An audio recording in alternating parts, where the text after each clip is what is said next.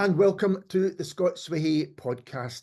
And today I'm joined by author and singer-songwriter Malachy Tallack to talk about his new novel and album, That Beautiful Atlantic Waltz. Hello, Malachy. Hi, thanks for having me on the podcast. It's an absolute pleasure. So first I want to ask, which came first, the novel or the album, or did they develop together? The novel came first as a project, I suppose, and it happened, the story started to develop during the pandemic, during one or other of the lockdowns. And at that same time, I was also playing more guitar than I had been in a while and writing some songs. And the two things gradually started to blend together. So I was confident from early on that there was a story here that I wanted to tell, that there was a book, a novel. The album, as a finished thing, came a little bit more slowly, and it was a bit more experimental because I wasn't sure if this would actually work to have these two things tied so closely together. So let's start with the novel then. Could you give us a brief synopsis of what is going on? So there are two parallel narratives in the book.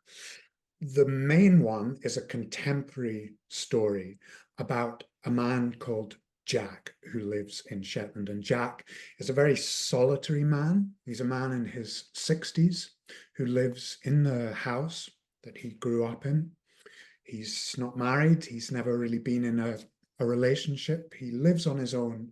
And he is a man whose great passion in life is music, country music specifically. He listens to country music and he plays country music. And he has this very stable life when we meet him, first of all.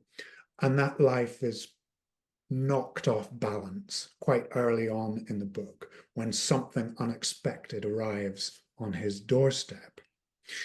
The other parallel, the narrative that runs alongside that in alternating chapters is historical. It begins in 1957 and ends in 1981.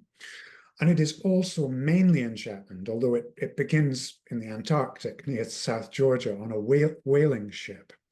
And it begins with a man called Sonny, who is Jack's father. We discover that fairly early. And essentially what happens is that we follow the story of Jack's parents and Jack's early life in these historical chapters.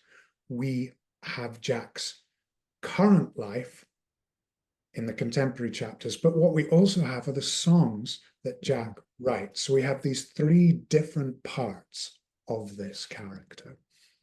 And why were these stories, if you look at them as two stories, although as you say they converge, why were these stories you wanted to tell? I'm interested primarily in character and in place, much more so than in plot. Mm-hmm. And the character of Jack came to me first of all. He was where it started.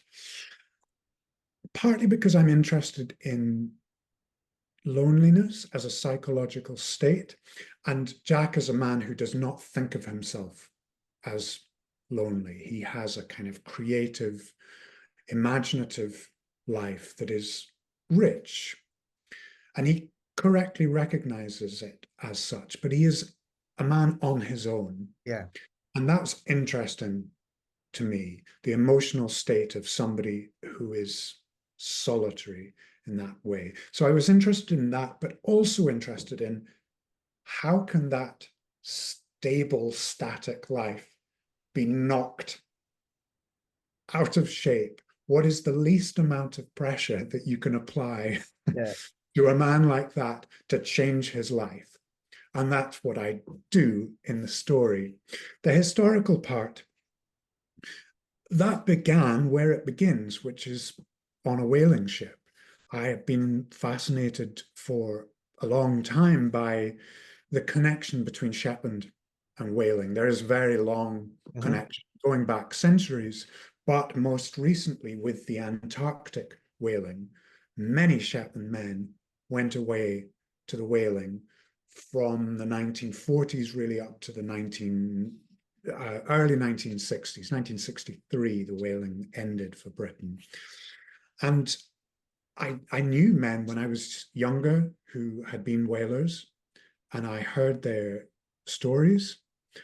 And there was something astonishing about hearing about this life that was so alien, so almost unimaginable, and yet had been something that they did as teenage boys. Yeah. Really, they would go away at 17, 18 to the Antarctic to hunt whales.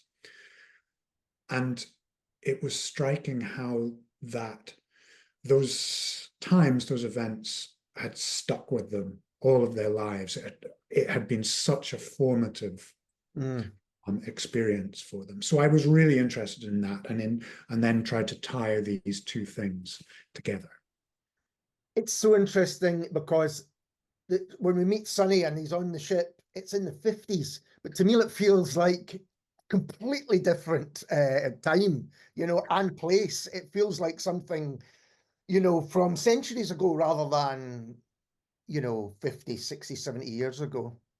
Exactly. Yeah, there is this kind of this sense that it can't possibly be so recent. I mean, of course, it gets further and further away. And when I was young, it felt very recent. Yeah. Indeed, growing up in the 90s, it didn't feel that long ago.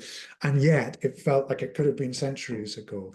And one of the things that I try to do in that historical narrative, both there in the whaling sections and later, is to inject a little bit of a kind of mythical feeling.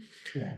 It's about the way the stories are told, and it's also about the kind of cadence of the language. There's this slightly biblical or mythical tone to the way some of those chapters are told. And even bringing in the imagery of the whales and all of those things kind of links into that. Did you see writing that as writing in a tradition of kind of Shetland storytelling? No, in part because there aren't that many Shetland novels. And certainly when I was growing up, there were very few novels that I could look to and read and think of as a Shetland tradition. There are a few, and there are some good ones, but I never felt myself as part of that tradition. And I still don't. I have read and enjoyed many Shetland writers. There are stories that are important to me. The language is important to me, but it doesn't feel like a tradition. And interestingly, that's part of what this book is about, is musical tradition in Shetland, and the fact that there is not a song tradition in Shetland, which always interested me.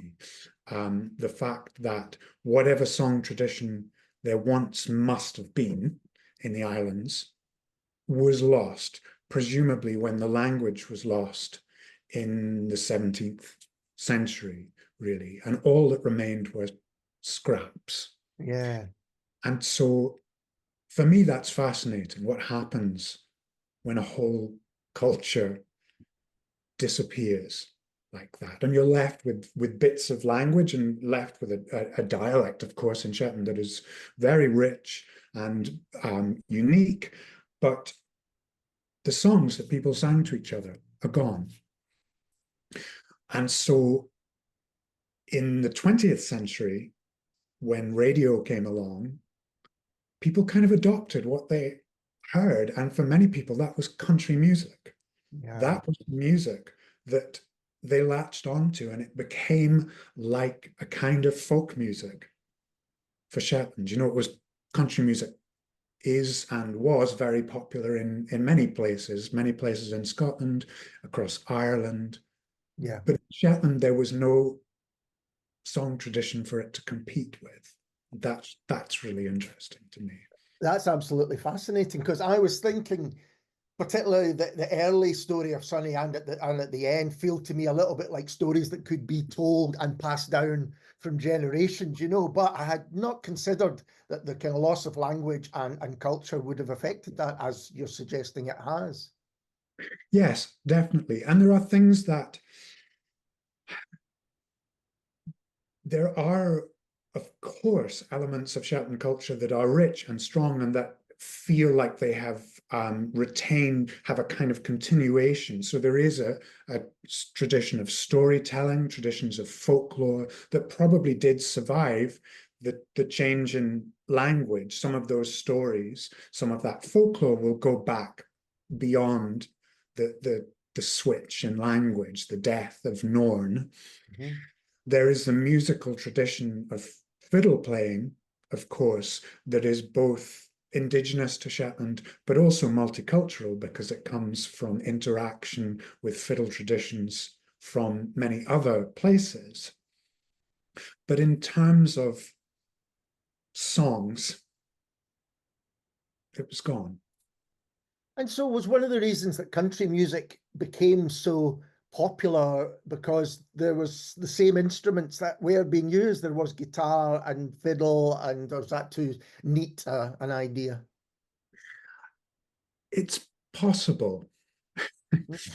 It's possible. It is music that people can sit down and play at home with the instruments they've got. And that is important. And I think that probably must be one of the reasons that it had such popularity, particularly in rural places. I think that it was partly about when it came along. Many people would have got radios around the time that country music was becoming big. Many men would have heard it on the services radio during the Second World War. So I think there are a number of factors that came together. And there's no doubt that, you know, country music isn't just popular in Shetland or in Scotland or in Ireland. It's popular in places and beyond that are quite surprising, actually. You know, it's very popular in Scandinavia, in the Netherlands. It's popular in parts of Africa too, Australia. So there is something about this music that really does appeal to many people. Yeah, I think that's right. It seems to travel really well. And you mentioned place, and place is so strong in the novel. And at the beginning, Sonny has a difficult experience, let's put it that way, and yearns to be back home. It seems to almost say, oh, you know what, I need to get back and I need to start a life there. Is that something that you wanted to think about, that this idea of home and its importance to both strands? Yeah, and it's been a big part of my writing in nearly all of my books has been that sense of connection to place and the sense of being at home or not feeling at home. So it is something that I'm interested in writing about. It's something that I enjoy writing about. But when I think about a situation like Sonny is in the Antarctic, on a ship where he does not go to land for 4 or 5 months at a time, there must have been moments when those men were unbearably homesick. And the strength of that emotion, I wanted to kind of have this crescendo of it right at the beginning of the book. And we then go on to see, as you say, Sonny's family and Jack's family, but in his early years, and life on Shetland as outside life's beginning to come in. It's the second part of the 20th century, and changes are starting to happen. And I guess they were happening quite a pace in that period as they were elsewhere. Yeah, they were happening slowly, and then they happened all at once. Yeah. You know, yeah, change was coming everywhere. We see electricity arriving in the 60s.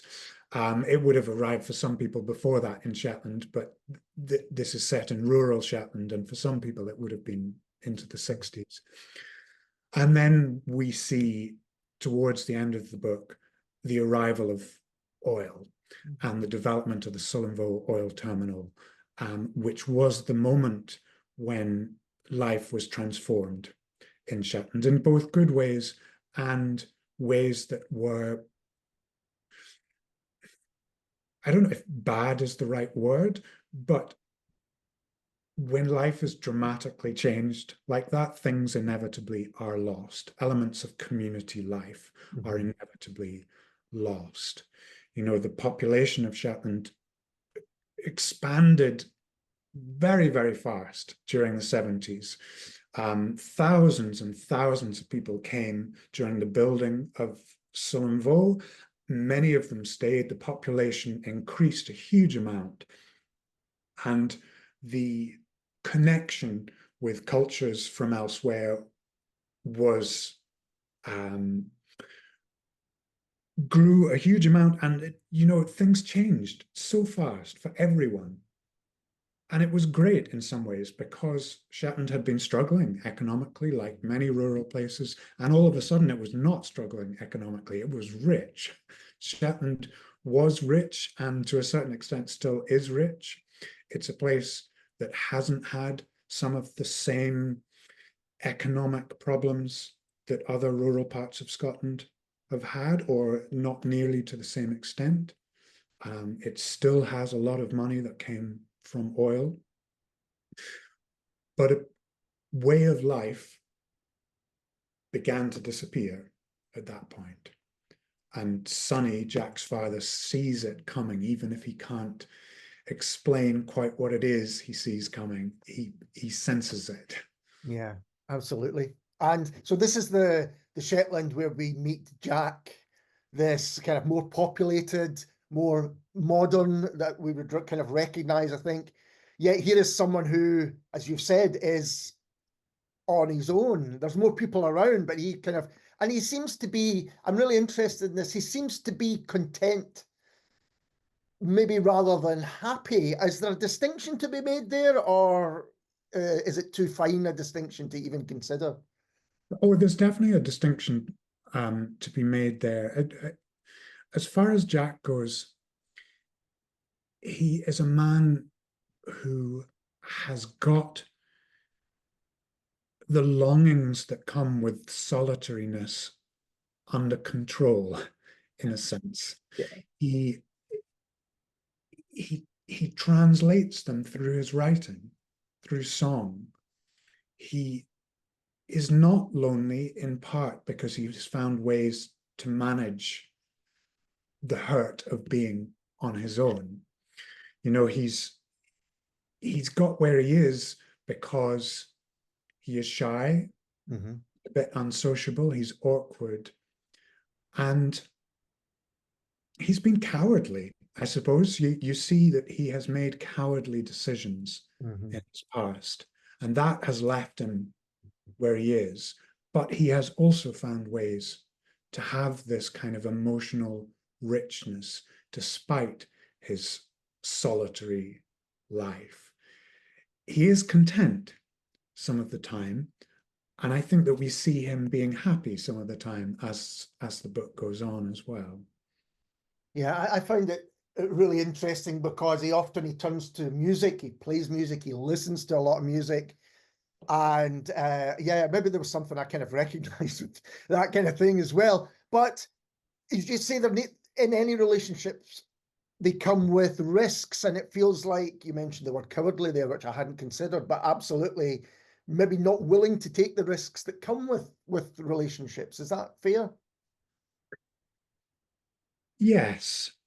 Cowardly seems a judgmental way to describe him. And he describes himself that way towards the end. There's this moment of kind of recrimination.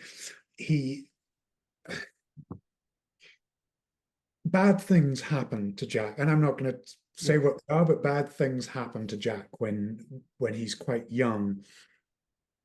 And at that point in his life, he does not have the strength of will to get past them. And so his life is decided by fate, essentially. And it is only during this book, during the story told in this book, that he really starts, I think, to come to terms with that. I think it's really interesting point. And again, we won't mention anything, give anything away, but the things that can be done or even sometimes said and maybe not be significant to the people who say them can really have an effect on people in their formative years. And that's kind of what happens with Jack. I often think that's such a, it's only as you get older yourself, I think, that you realize that that's the case. Yeah, he has an interaction with someone we see in the past, and that person changes Jack's life almost by accident. Yeah. He's trying to do something that he thinks is for the best, and it is disastrous for Jack. And I'm trying to think how to get this. There's a burgeoning, there is a relationship that happens which changes Jack. And what did you want to say about the importance, I guess, of relationships more generally, of the difference perhaps between being content but alone and allowing companionship or at least relationships into your life and what they kind of perhaps fulfill the role that they fulfill? Yeah, it's difficult to speak about a novel, isn't it? And think about what is it okay to say and what ruins the story. Yeah. And if I do ruin the story, let me know and I will take it out completely. But I am very wary. And I think particularly with this one, because I think for me, when reading it, it gives up its secrets really gently and subtly, and which is a beautiful way to read the book. So I would hate to kind of, spoil that in any way. But so Yeah, I mean, so I mentioned earlier that something arrives on Jack's doorstep early in the book, and it comes, he assumes, as a practical joke, and gradually it starts to change his life, initially in quite subtle ways. But part of what changes is that he does develop this kind of unlikely friendship, an intergenerational friendship with somebody who forces him to be different from how he's used to being. yes, If you want to put it in crude terms, somebody who kind of forces him, he gets him out of his shell, yeah. I suppose, because of how they are and because of who they are. And that relationship develops through the story, and Jack almost doesn't have any choice Yeah. in the matter, and that's key. He kind of can't get out of it. Yeah.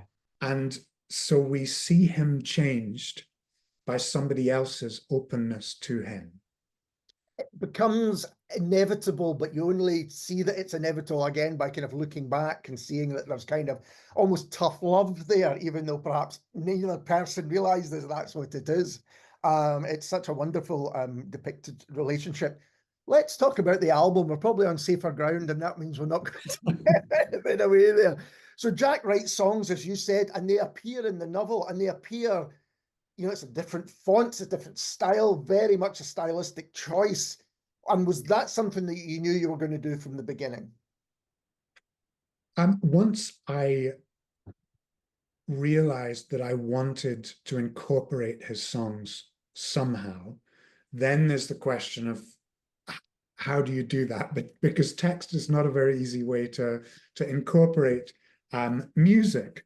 And so what I realized was that the notebook where I was writing his songs myself, the first few songs I had written on a single page, and it included all of my crossings out and scribblings.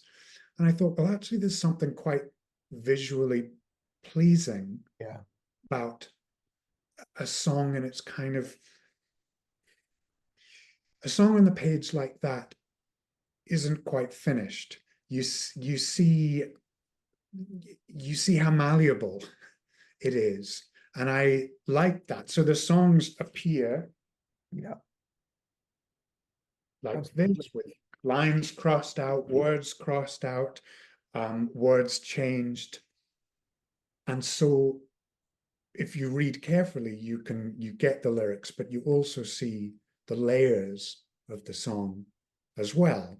So that I realized quite early on was a possibility. But I also decided that if I could, would like the opportunity to record the songs myself. And I should say that the resulting album, it's not just a case of you and a guitar. It's beautiful production, and there's other musicians on it, and all of those things. So, did you always think when you made that decision? Did you think, yeah, and I'm really going to do this to the best as I can? You know, it's not just going to be a set of me and these songs. Yeah, it's a funny situation because these are songs by a character that I wrote. And so it starts to take on some layers that are difficult to unpick. Now, I could have sat down with a guitar and recorded these songs myself, Yeah. because that's what Jack does. He doesn't play for anyone, he only plays for himself. Then I would have been kind of pretending to be this character who I had written. And that felt a bit weird to me. So what I wanted to do was to give Jack's songs the opportunity to be played in the way that he doesn't have the opportunity to play them with other people, to have the harmonies of voices that he actually dreams of having at one point in the book. So this is me playing the character of Jack. Yeah, I was going to ask you that if you'd written them as Jack in inverted commas, but no, it's not that. It is me, Malachy, performing the songs of Jack that I just happened to write. And I think that makes perfect sense because it's so much away from what if Jack had got around to recording those songs, it would have been a very, very different album, I think. I Just, think just for so. practicality, just for practical reasons. Practicality, yes. I also think it would have sounded a bit more country than it actually does, because my influences are perhaps more eclectic than Jack's own influences. So it certainly has a kind of country feel to it, but the musicians and I have lots of other influences, and so it has a kind of Shetland feel to it, a Celtic feel to it. It's a sort of Scottish folk country. Labels are boring, really, aren't they? But trying to describe music is difficult. It is, but it's all of those things. I think you're absolutely right. It's not just, we've talked about traditions earlier on, but it's not just in a country music tradition that you know, it's a kind of bigger sound like that. What I would say is, having listened to the album, I don't think you need both, but I think to have both, that gives you the kind of bigger picture right across it because you hear the music as well as just read the lyrics. So it was really important to me, once I knew that this was going to happen, it was important to me that people could have one or the other. Mm-hmm. If you like this music, you can listen to this album, even if you have no interest in reading a novel. If you like the novel, you don't have to listen to the songs. The two complement and enrich each other, but the two stand alone. That was very important to me. Yeah, I would say that's absolutely right. Um, and one of the themes in the novel is the power of music. What did you kind of want to say about that? Because in some ways, I feel it's well, it runs through Jack, but it's kind of, as you say, maybe saved him, or at least protected him. Maybe that's a better way of putting it. Yeah, I mean, he's a man who has had enormous difficulty always in expressing himself emotionally, in opening himself up emotionally to other people. And yet he has found emotional depth, emotional connection through song, through listening to other people, through engaging with other people's lyrics and with other people's music, and through writing it himself. And so he has had this kind of rich emotional life but it hasn't been one that has been lived out. It has been listened to and written down. And in fact, he says somewhere in the novel about how his songs are kind of alternative lives. They are selves that he didn't have the opportunity to be. And I think that there is a truth to that. Music has that emotional possibility for us. It isn't just entertainment. There is something much, much deeper than that. And it made me think, because as you say, he's kind of using these songs and these musicians to almost imagine lives that he hasn't had. And when music seems to perhaps strike us the hardest, in my experience, is when we are young, when similarly we have not yet had those experiences ourselves. So the lyrics that we listen to and the albums that we end up loving, it's a similar type of thing going on there, I think. Yeah, you're right. That is usually when people have the strongest kinds of connection to music. It's when they find a music that really speaks to them or moves them, is at a time when they haven't necessarily had all of these experiences, and they maybe haven't had the wisdom to understand any experiences that they have had. And so music does have that ability to go beyond experience, or to get around the lack of experience, and to allow you to feel even when you don't have the words for the feelings. Yeah, to say the things that you haven't yet got the vocabulary to express yourself. I think that's why it can be such a, again, such a strong thing in youth. And have you, I mean, you've mentioned that you've got an eclectic taste in music, but country music, I guess, is one of those areas that you really enjoy. And I was thinking, for people who maybe aren't aware of country music, where would they start? Do you have a kind of, little starting point where people think this is, there's lots of examples in the book, I should say, where people could, you could have a fantastic playlist from the novel. There is a playlist. Great. There will be a playlist on Spotify of all of the songs and most of the artists who are mentioned in the novel. And I was thinking, when I compiled that and when I was choosing who to include, I was thinking about trying to get the breadth of country music, and sometimes trying to get things that might appeal to people who don't think they like country music. And for a long time, I didn't like country music. When I was growing up, it was what old people listened to in Shetland. And it's easy to dislike country music. There are things about it that are not enjoyable, perhaps. There are artists who are difficult to like for me. Yes. But I found as I got older, it began to appeal to me more. And it started with a kind of crossover country artists like John Prine, Graham Parsons, Emmylou Harris, that kind of generation. Yeah. Country artists whose influences were broader. And they are very definitely country artists, but they do seem to appeal to people who don't think of themselves as lovers of country.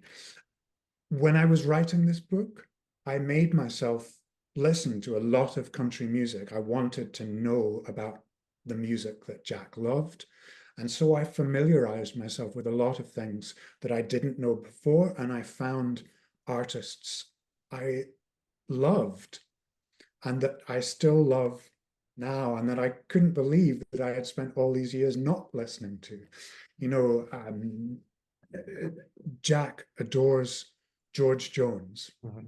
And I only knew George Jones through the Elvis Costello covers, his Good Year for the Roses. Yeah. And I knew that, and I really liked that. I went back and listened to that song, and what a truly magnificent song it is, but what an outstanding voice Yeah. He has a voice unlike anyone else. And so I had a huge amount of fun exploring the music that forms part of this novel. And I think if readers come to it without an interest in country or thinking, I don't know where to start, I'm hoping that the playlist that will be available will be somewhere to start, somewhere they can hear lots of different country music. I think it'd be a great place to start. And I can think you can almost sense the enjoyment that you had with getting to know the music and referring to the music throughout as well. You know, there's a real kind of a joy in Jack thinking about certain songs in certain ways and how they maybe reflect upon himself at that time or things he may be going through at that time as well. It's very, very relatable. I should say that both novel and album are out on October the 24th. Is that right? That's right. Yeah. That's fantastic. And are you going to play the songs live? Are there plans to? Yeah, so I'll be playing a song or two at pretty much all of the book events. There is a launch at Portobello Books in Edinburgh on the 28th, and the whole band will be playing as part of that launch. I'm hoping there will be more opportunities to play live and to play with the band as time goes on, but I have lots of events coming up over the coming months, and I will be singing as part of pretty much all of those. Oh, brilliant. As I say, that's going to make for very special book events. I think, you know, slightly different from the norm as well. Malachy, all the best with both the novel and album. I really enjoy them both. The novel in particular is one of the best things I've read for a long time. I really do. I find it very relatable and just stylistically absolutely gorgeous. Thank you for taking the time to talk to me. I really appreciate it. Thank you very much. And we'll be back soon with someone completely different. Cheers.